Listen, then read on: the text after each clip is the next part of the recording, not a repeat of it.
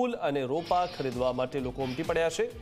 શોના સમાપન બાદ એએમસીએ સિઝનલ રોપા અને ફૂલ વેચાણ માટે મૂક્યા છે। 28 થી 31 જાન્યુઆરી સુધી તેનું વેચાણ થશે। તો એએમસી હસ્તકની નર્સરીમાં તેનું વેચાણ થઈ રહ્યું છે। એલિસબ્રિજની રસાલા નર્સરી ઉપરાંત અન્ય 4 નર્સરી પર વેચાણ શરૂ કરાયું છે।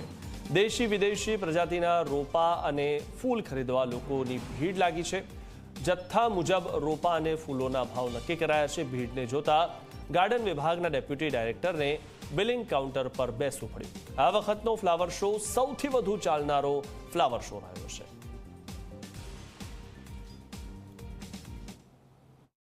તાજેતરમાં જ સંપન્ન થયેલા અમદાવાદના ફ્લાવર શોમાં ખૂબ જ મોટી સંખ્યામાં જે રીતે મુલાકાતીઓ ઉમટ્યા હતા તે જ પ્રમાણેના દ્રશ્યો ક્યાંક આ ફ્લાવર શો બાદ પણ જોવા મળી રહ્યા છે। આ દ્રશ્યો છે અમદાવાદ મ્યુનિસિપલ કોર્પોરેશન દ્વારા ફ્લાવર શો પૂર્ણ થયા બાદ તેનામાં જે વપરાશ થયેલા જુદા જુદા છોડ છે, જે સિઝનલ છોડ વિદેશી ફૂલો હોય કે અન્ય હોય તેને વેચાણ માટે મૂકવામાં આવ્યા છે। હાલમાં અમદાવાદ શહેરમાં જુદા જુદા 5 લોકેશન ઉપર આ જે રોપા છે તે વેચાણ માટે મૂકવામાં આવ્યા છે। અને આપ જોઈ શકો છો ખૂબ જ મોટી સંખ્યામાં જે પર્યાવરણ રસિકો છે, જે પ્રમાણેના અહીંયા લોકો છે કે જે અહીંયા આવી રહ્યા છે તે અહીંયા ડિસ્પ્લેમાં મૂકવામાં વેચાણમાં મૂકવામાં આવેલા જે રોપા છે તેમાં પોતાની પસંદગી મુજબના રોપા છે તે પસંદ કરી રહ્યા છે। એટલે 8 રૂપિયાથી લઈને 250 રૂપિયા સુધીના રોપાની કિંમત છે। જુદી જુદી કેટેગરી તંત્ર દ્વારા બનાવવામાં આવી છે કે તમે ઓછામાં ઓછા આટલી કિંમત આટલી સંખ્યા સુધીના રોપા જે ખરીદશો તો તમને આ ભાવમાં પડશે। એટલે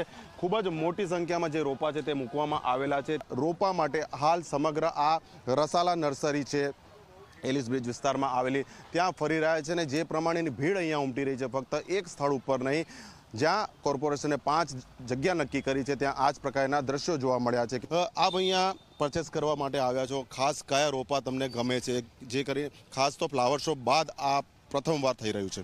હાલ ફ્લાવર શો પછી અમે લોકો અહીંયા આ મારા કલીગ છે Devenbhai, is a manager at Sundarvan જે આપણે ઈસરોની બાજુમાં છે, તો અમારે ત્યાં બી નર્સરી છે। તો અમે લોકો જોવા આવ્યા છે કે લોંગ લાસ્ટિંગ જે અમે લોકો રાખી શકીએ પ્લાન્ટ સુશોભન માટે, તો એ અમે લોકો આજે અહીંયા પરચેસ કરવા આવ્યા છીએ। ફ્લાવર શો બાદ કોર્પોરેશને ફર્સ્ટ ટાઈમ આ પ્રકારનું એક ઇનિશિયેટિવ કર્યું છે, શું રિએક્શન આપનું?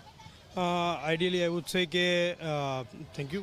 સૌથી પહેલાં તો હું કહીશ કે આ પ્રકારનું ઇનિશિયેટિવ જે છે એ ખરેખર જ બિરદાવવા માટે મારી તરફથી બહુ જ સારો પ્રતિસાદ હું જોઈ રહ્યો છું, એટલે હું બિરદાવી રહ્યો છું। અને આ ટાઈપના જો ઇનિશિયેટિવ આપણે લેવામાં આવે તો અમારે જેમ સુંદરવન છે, જેમ સીઈના કેમ્પસ છે, જેમ બલ્ક પ્લાન્ટ્સ પરચેસ કરવાવાળા જે છે એમને પણ ઇન્ટરેસ્ટ પડે છે, તો ઇન ફ્યુચર એવું બને કે this can be opportunity four economical growth also. તો જે પ્રમાણે અહીંયા રોપા ખરીદનાર આવનાર પણ તંત્રની આ પહેલને આવકારી રહ્યા છે। બીજી મહત્વની બાબત એ છે કે આ વખતે અત્યાર સુધીની સિઝનમાં સૌથી વધુ લાંબો સમય ફ્લાવર શો રાખવામાં આવ્યો હતો। લગભગ 15 થી 17 કરોડનો ખર્ચો મ્યુનિસિપલ કોર્પોરેશને કર્યો, તેની સામે મુલાકાતીઓની પ્રવેશ ફી અને જે ફૂડ સ્ટોલ હતા તેના થકી જ તંત્રને અત્યાર સુધી 12 કરોડ કરતાં પણ વધુની આવક થઈ ચૂકી છે। એટલે આપણે વિચારી શકીએ છીએ કે જે વિશાળ પાયે આયોજન હતું તેટલો જ મોટો પ્રતિસાદ પણ લોકો તરફથી મળ્યો। અને હાલ લોકો તંત્રએ જે પ્રમાણેની હાલ પહેલ શરૂ કરી છે તે અંતર્ગત રોપા ખરીદવા માટે લાઈનો લગાવી રહ્યા છે। કેમેરા પર્સન ઉમેશ પરમાર સાથે અર્પણ।